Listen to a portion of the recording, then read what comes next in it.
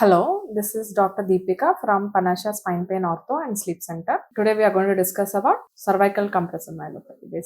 So what is it? Why do I want to talk about this? This is a very slow and silent disease because you will not notice it progressing and it can be devastating. So that is why I want to educate you about this and give you some details about how you can suspect maybe you are having this and you can seek help immediately. So, what is compressive cervical myelopathy? Usually, the spinal cord will leave the brain and it will come through the vertebral column. So, in the neck, if there is something that is causing whatever it is,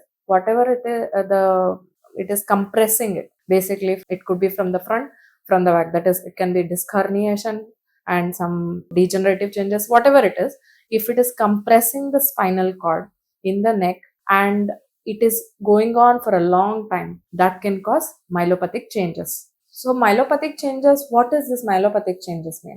So it will cause degenerative changes in the cord and it will affect your day-to-day activities. And it is in a very slow and simple manner it will happen that you will not realize that it is happening. And one fine day suddenly it might cause the loss of your functionality of your limbs.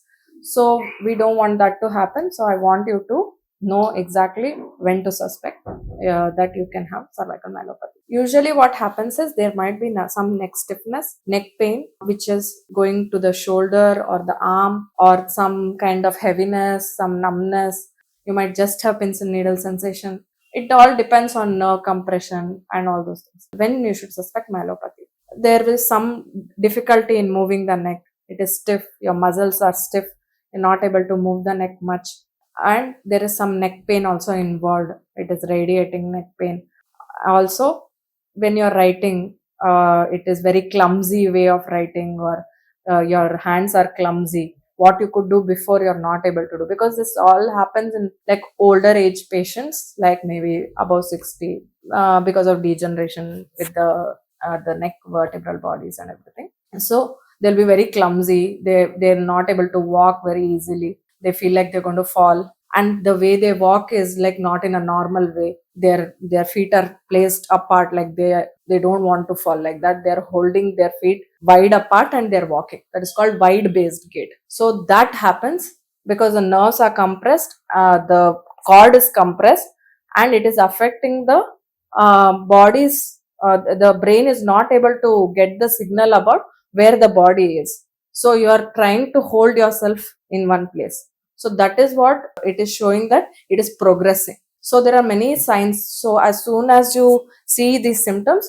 you should go consult a doctor, preferably a neurosurgeon or a spine surgeon, and they will assess you. They will check for some signs which could say that you might be having compressive myelopathy. Once they assess, if they feel that maybe it is affecting you and it can progress, or it is progressing faster, they will suggest for surgery.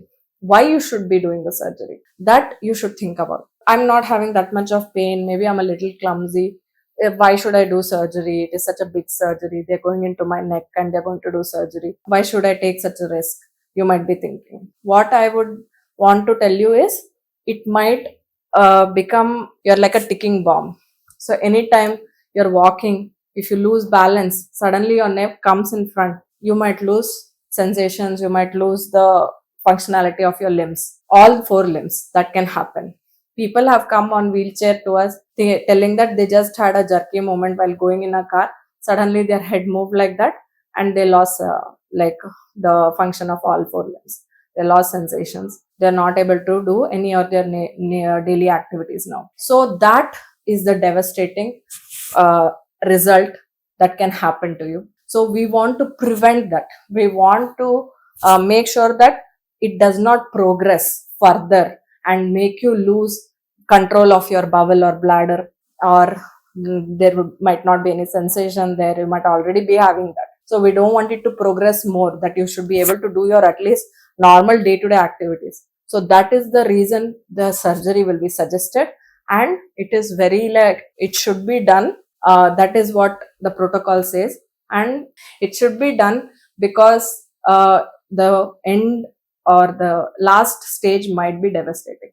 So please take care of yourself. Please go whenever if you are suspecting, if you are having something like this, or you're someone related to you who is older, they might be having some such things. Don't discount it as old age. Please make sure you get it evaluated, and if needed, surgery to be done. Thank you.